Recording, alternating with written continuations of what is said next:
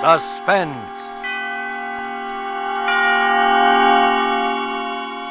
Tonight, Roma Wines bring you the suspenseful play called The Burning Court, starring the distinguished actor whose current performance you have admired in the picture Lorre, Clifton Webb.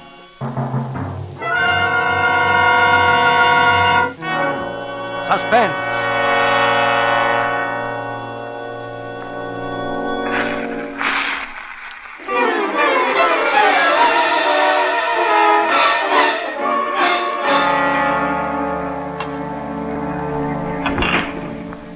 A pleasant fire, charming company, and a hostess who realizes that tea served in the Russian manner is the only manner in which tea should ever be served.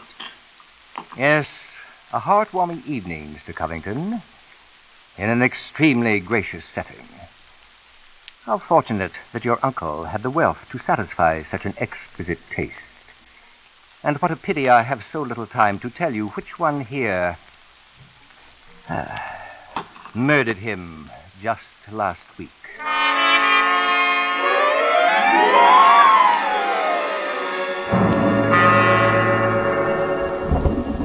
Now, I believe we're all here.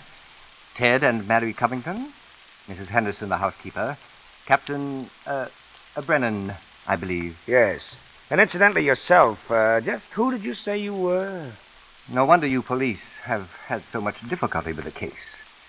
My name is Cross, Godin Cross, the writer. Well, why don't you say so? That book, A History of European Murder, that's yours, isn't it? Extraordinary. A policeman who reads. As a matter of fact, Captain, it's because of my latest book, Poisoning Throughout the Ages, that I happen to be with you now. Ted Covington there is a member of the firm which publishes my work. I'd never seen him until tonight, when he himself told me what happened. He went back to last Friday afternoon, for it was then that he began reading my manuscript for the first time. He began it on the train, the commuter's train, which every afternoon deposits him safely and soundly in this charming suburb of Crispin. That is, if you care for suburbs.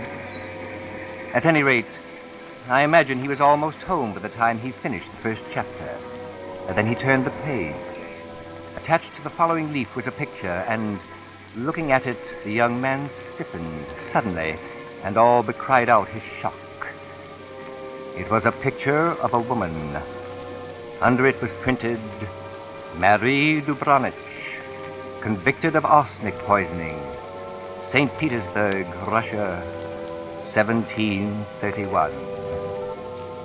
Ted Covington was looking at a picture of his own young wife.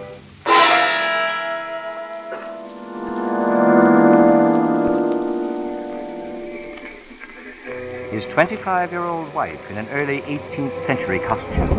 The face, the features were identical, even the name. Dubronich is his wife, or was his wife's maiden name. No, it was ridiculous.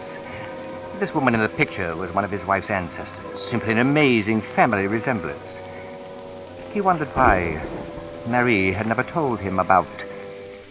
Ted Covington glanced down at the chapter to which the picture had been attached. It was entitled, The Affair of the Non-Dead Woman.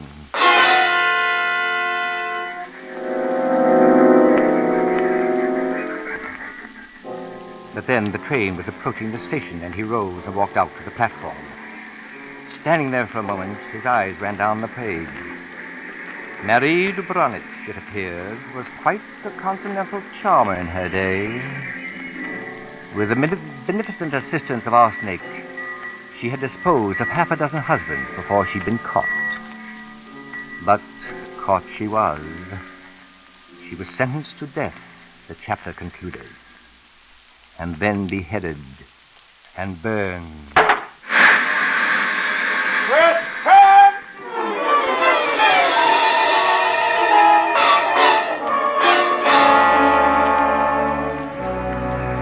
And there, waiting for him at the curb by the suburban station, was the wife he knew so well. Ted? She was leaning toward him now to open the door, smiling in that way he knew so well.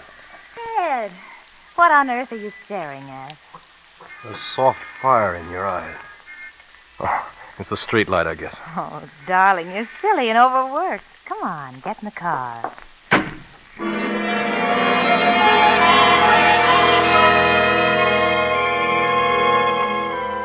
Thus, like a thin wisp of smoke, it was gone. The unspeakably foolish concept. Laughable? That's what it really was. All right, let's hear it. What's so funny? Oh, nothing at all, darling. I guess I just feel good. Oh, a fine mood for dancing tonight. Dancing? Now, Ted, you promised. You said if Uncle Miles showed a noticeable improvement, we could go to the club. You mean he's really better? Oh, there's no comparison.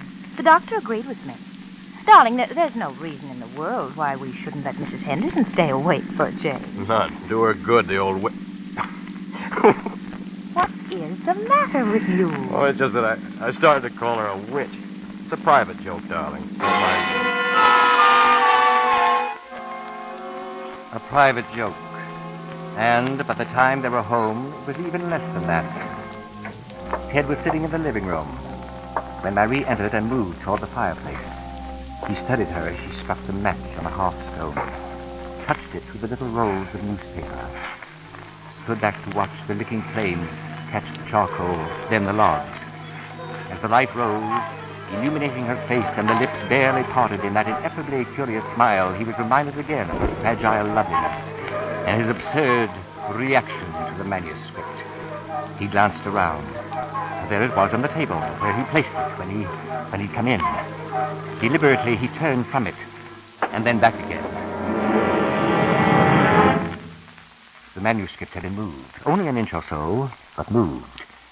Keeping his back to his wife, he thumbed through that early chapter and discovered, just as he was afraid he would, that the picture itself was gone.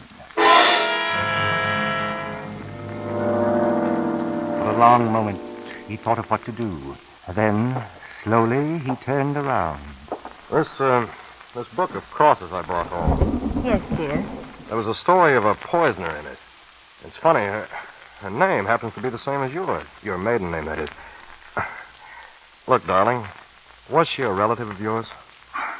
Why, Ted, you're serious. Well, in a way, yes. I don't mean it's really important. It's just that, well, when you run across a person who was a top-flight poisoner a couple of 100 years ago, and who's a dead ringer for your own wife, you want to hear about it, that's all. Ted, what on earth are you talking about? Darling, be honest with me. Didn't you look at this manuscript when I was out of the room? No.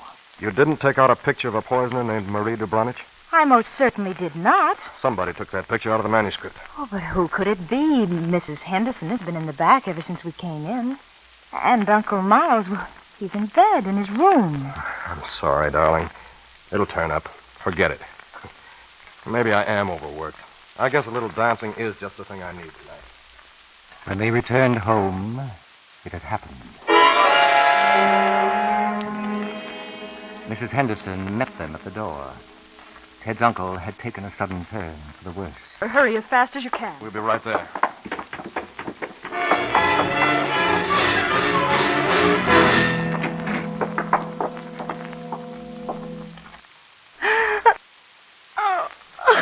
Marie, if you don't mind, Yes. Yes, Ted. Come, Mrs. Henderson. Let's go into the living room.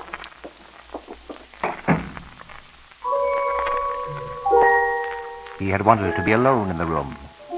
Not because of his great attachment to his uncle, who, save for Ted himself, was the last of his branch of the Covingtons, but because he had seen something.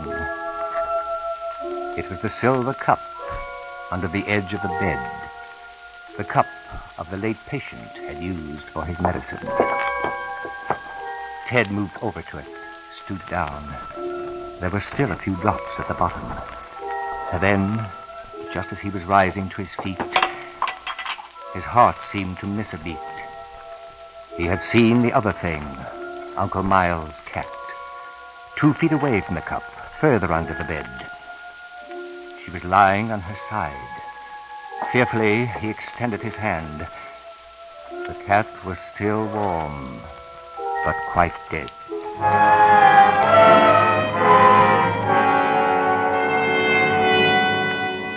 No one must know, not yet. There would be a funeral, a normal, official interment in the family crypt on the grounds. Meanwhile, the cat must be buried, disposed of, and the contents of the cup. The next day, at the chemist's, he was told it contained arsenic.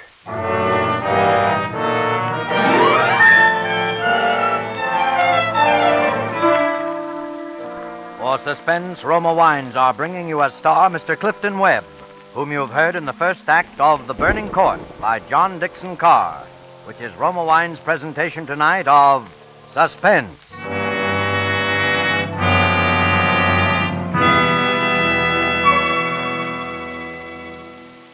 And now Roma Wines bring back to our Hollywood soundstage Clifton Webb as Godin Cross, writer and authority on Murder Through the Ages in The Burning Court, a play well calculated to keep you in suspense.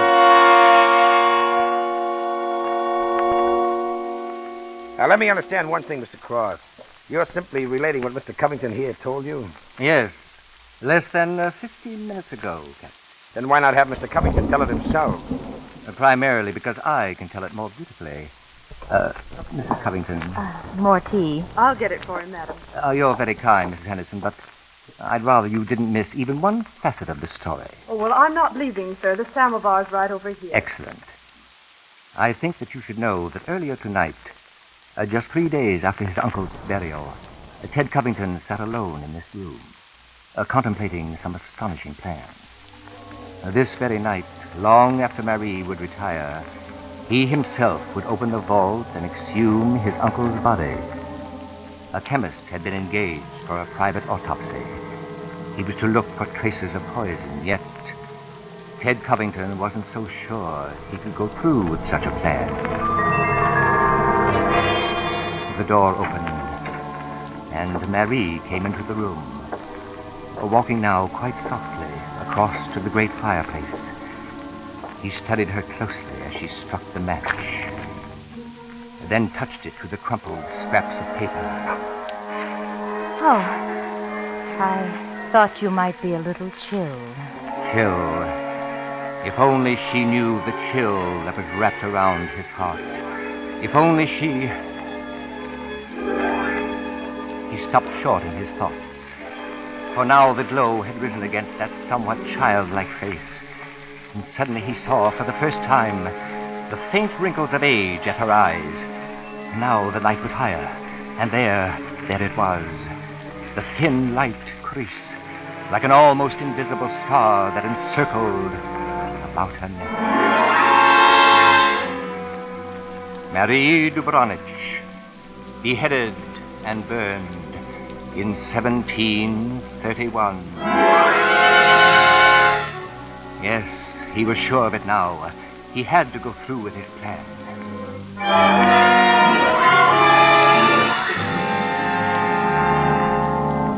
So, by the dim light of a lantern, he set about his task, pounding his way through the thick concrete that now covered the family tomb, drawing open the great subterranean door, descending to the ink-black chamber below. He found the coffin, wrested it from its crypt, and placed it upon the floor. He unclamped the lid, opened it, and then... The word of shock leapt from his throat. Empty. Empty!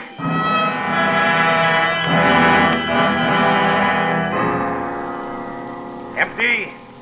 Empty, you say? Huh? Who's that? Who said that? I did, Mr. Covington. Up here. Who are you? I'm Captain Brennan from the Office of the Commissioner of Police. Police? How did you... Who sent you here? Who told you about this? Why, your housekeeper, of course. You didn't think Mrs. Henderson saw the dead cat, did you? But she did. She also saw you bury it.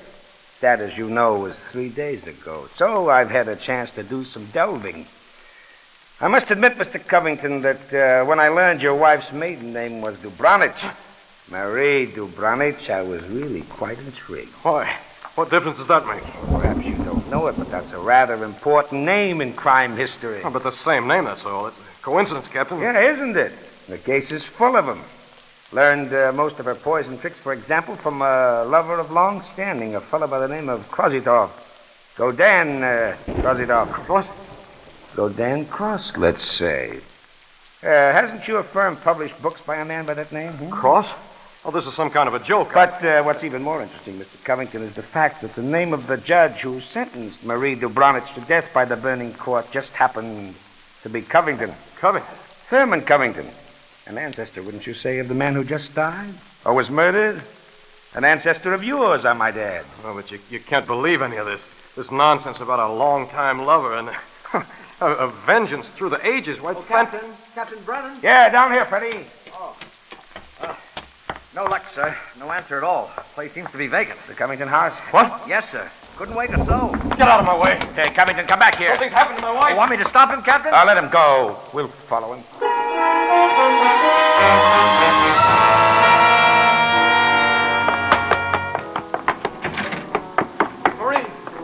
Marie, where are you? It's me, Ted. Marie, what have you done? What? Good evening, Mr. Covington. Who are you? My name is Cross, Godin Cross, the writer. Cross. My wife. What have you done to her? You fiend. What have you done to my wife? Stop it! Listen to me.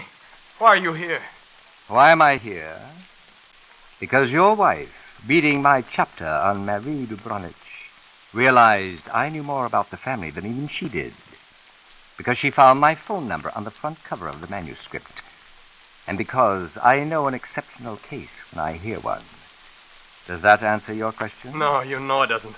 Can't you see I've got to know whether... I see. Whether your wife is really Marie Dubronich, who was burnt by order of the burning court. You're quite sure, no doubt, that I'm Godin Cross who first wooed her.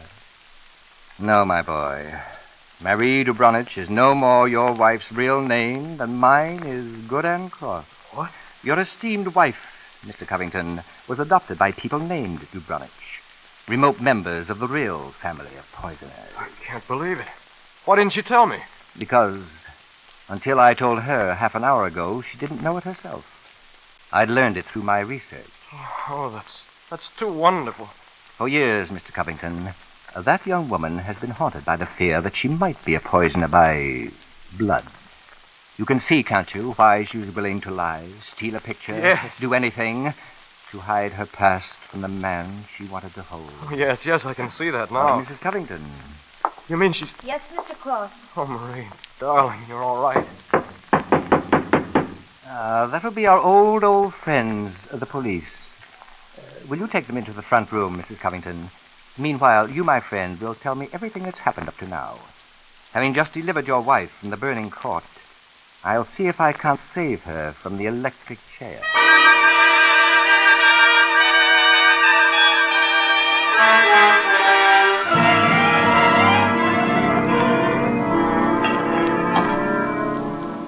Sugar? Just pass it, please, Mr. Covington. There. Thank you. Yes. Truly excellent tea. Don't you agree, Mrs. Henderson? What? Oh, yes, it's very nice. Yes. Well, that, Captain Brennan, completes Ted Covington's personal account of the events leading up to the present. Let us now consider that supernatural hocus-pocus of the body that walked out of the sealed-in tomb. That body, let's agree, that never was in that tomb. Never in that tomb? No, Mr. Covington. It was disposed of long before. But who could have done it? Who could have kept that body out of the tomb? Who, Mr. Covington? Why, you, sir. What are you saying? What are you driving at? I don't understand what you... It's very simple. You had to get rid of the body, Mr. Covington. You knew that eventually there was going to be an investigation. This is a joke, isn't it? A rather bad joke on your wife. From a few historical coincidences, you built a murderess in your own wife's image. I won't listen to this anymore. Why should you? Look, Cross. Why would Covington here spend an hour smashing into a crypt for a body he knew wasn't there? Obviously, my dear Captain, to induce you to ask such a question, to impress you with his own innocence. and his desperate concern for his wife's guilt. No, this isn't true. It can't be true. Of course not. Cross, just how, for example, could I have been in this house to poison my uncle and also at the dance that night? Easily. You simply left the dance that night. I left. It was Marie who... I explained how I looked for her. So you did. And you didn't see her, Mr. Covington, for the very good reason you weren't there. No, wait a minute. You were here, my friend, in this house, just as you had planned to. No, you... Who but you, the nephew, could so naturally have handed his uncle a cup presumably of medicine? Don't listen to And him. who but you, of all those here, would have the strength to carry that body to the furnace, where it's now probably nothing but ashes? Lies. All lies. Why should I do such a thing? Why would I murder my own uncle? For the best reason that ever existed. A fortune. No, stop. You were the only heir. You'd get the estate, the money, the independence. Oh, please, Marie. Brennan, he's making this up. He's... Now. It isn't as bad as all that. Why, the police can never touch you. After all, where's the body? Where's the evidence?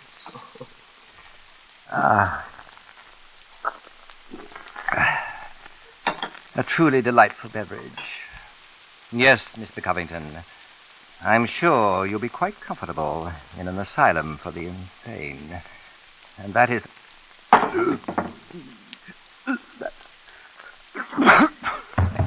Mr. Cross. What is it? Here, stand back. Stand back, let me get you.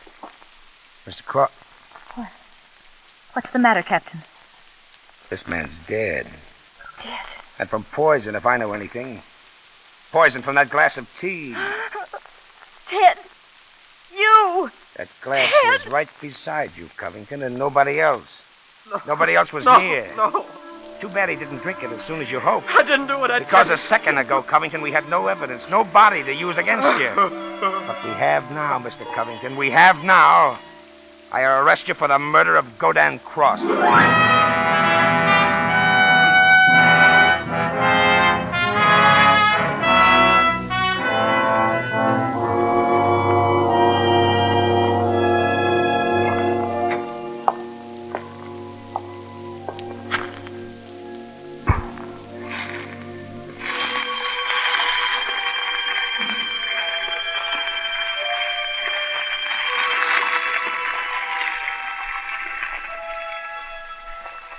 Whodunit. Whodunit. You're much too far away, my love. Whodunit. Much too far from the flame. So you've come back, dear Whodunit. Back within the hour. Back for you, Marie. For with all the Covingtons disposed of now, with the old score settled at last. I know. There's no need to tarry longer. You were brilliant as ever, Whodunit. Superb in building the case against him. Magnificent in the suicide. I never even saw you take the poison. And I thought I'd taught you all the tricks. Closer now. Much closer. Yes. Closer to the flame, Marie. Yes. Yes, Whodunit. Closer to me, my love.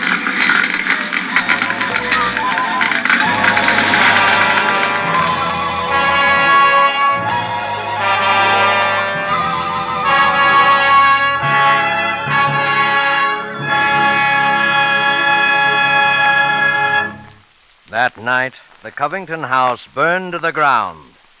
The body of Marie de Bronich Covington was never recovered.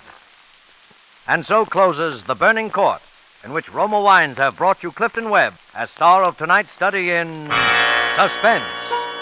Suspense is produced, edited, and directed by William Spear. This is Clifton Webb. And now a serious word. This great Seventh War loan drive must be a success if our war against Japan is to be a success. Our fighting men are depending upon you to put your job over. It's up to you to buy bigger bonds. and more of them than ever before. So please, do it now.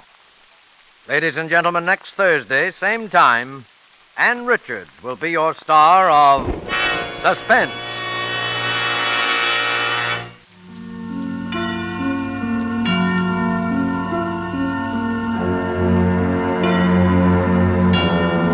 This is the Man in Black. We'd like to thank you for tuning in to this episode of Suspense. Please hit the like, subscribe, and notification bell so that we can continue to keep you in suspense.